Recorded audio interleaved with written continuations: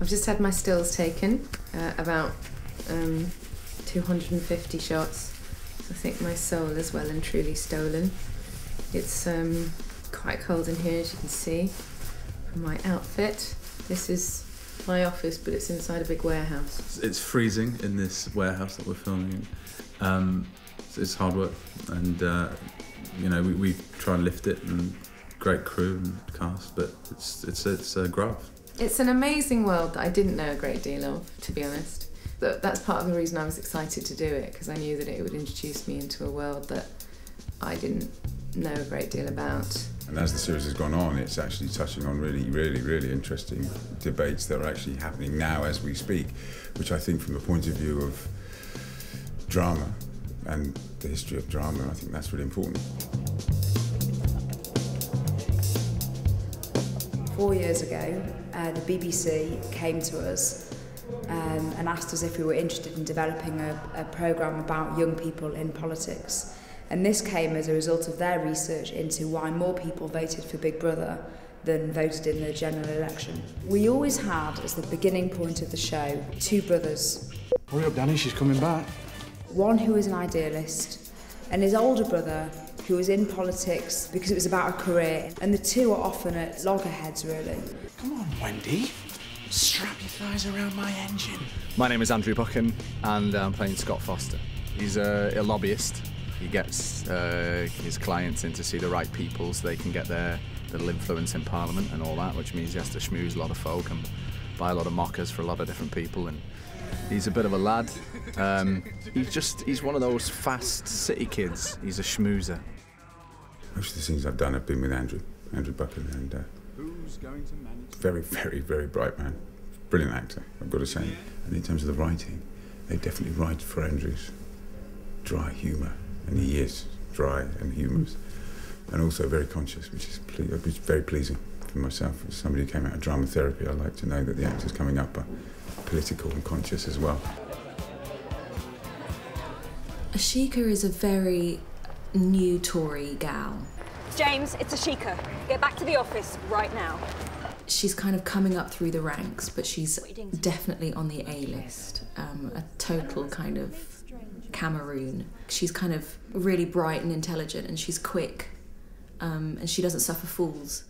I'm afraid we are now closing. We're nearly done. Everybody else is gone. We'll let you know when we'd like the bill, thanks.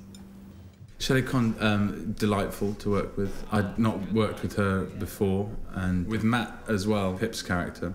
So there's the three of us in this office, so there has to be, you know, a sort of camaraderie, and that you develop naturally anyway, working. You know, we're right at the end now, and I'm sort of slightly sad, and I really miss it. But it's just been odd, you know. Nothing at Drama School, I don't think, prepares you for doing something like this, because it's for the BBC. You've just got that added pressure, whereas at Drama School it's more of an experimental sort of atmosphere. They were shooting the scenes in the school, and the school was it was Parliament Hill, up on the way towards Highgate in Hampstead. Big sort of red brick school that you could totally imagine would be somewhere up north in a sort of northern town. There's an 80s dance going on at the school. We're towards the end of the series, and it's Scott versus Ashika, basically, in Labour versus Tory. They've sort of fallen out with each other, but this is Scott trying to make up to Ashika. She's a bit dubious about it, and the way he manages to win her over is by getting her to dance. The 80s disco night that was set up through the young electorate, which was great because we could play a lot of the visual colour of the lights and give the energy to the scene by using slightly wider lenses and keeping it handheld and floating around the actors. So with a scene like that, you'd rehearse less on that. You'd probably dive in at the deep end and allow the camera to try and portray the emotion of the scene. They keep getting me to dance, actually. I'm not sure that's a great thing, because I don't do the cool thing, you know? I do the idiot thing. It was good fun. It's very easy to be silly and funny with Andy, so... I wish they'd have had me in leopard skin, you know? It's just, you know, I put the request in, nothing. Wanted to dress like Cyndi Lauper, but nothing, no one listens.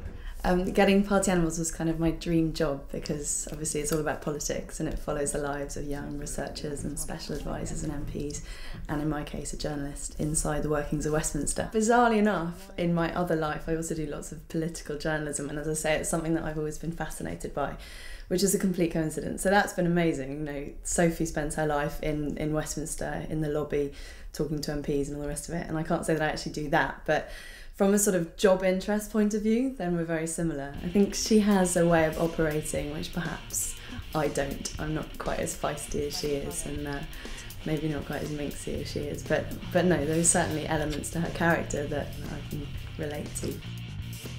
Danny is 26 and he's from Manchester with his brother Scott, played by Andy Buchan. Yeah, I'm definitely similar in some ways. But then completely different in other ways. Would you want your ribs tickled with one of those? Dunno, I'm not a girl. Or anything, but no. It's quite a bizarre, weird experience and life anyway. Sort of come onto a set, you're in this imaginary world. It's like a big playground full of lots of like-minded people. My name is Andrea Riseborough and I'm playing Kirsty Mackenzie. Kirsty is a young intern, soon-to-be researcher at the beginning of the series, and she's quite minxy. I think she'd like to think of herself as a man-eater. She often gets herself into awkward situations, makes quite a few sort of sexual mistakes. But she's very endearing in a kind of blunt way, you know? But I would say this attracted me because this is a completely different end of the spectrum politically than I've ever been involved in, but something that really interests me and something that I always read about in the news but never have first-hand experience of. And I really enjoyed that. I've got a bit of business up here. There's a little bit of business coming from here. So I just want to be clear about where we do that, so how long that takes, because I want to get you across with your own bowl for the women with the boat lines. Sit. Yeah, that's it. So let's try you to sit there. Earlier we shot the scene where Joe Porter arrives back at Scott's flat where Danny's staying. Joe and Kirsty and Danny are all sitting, eating pasta together. Joe's just broken up with Ian. Ian's sold the story to the tabloids. She's probably come around because she has nowhere else to go, and Kirsty's probably round at Scott's place because on a Saturday night Kirsty actually doesn't have that many friends to spend time with. But the scene itself really is more about the wedge between Danny and Kirsty in terms of how Scott, who has slept with Kirsty, and how that has driven a wedge between those two characters themselves.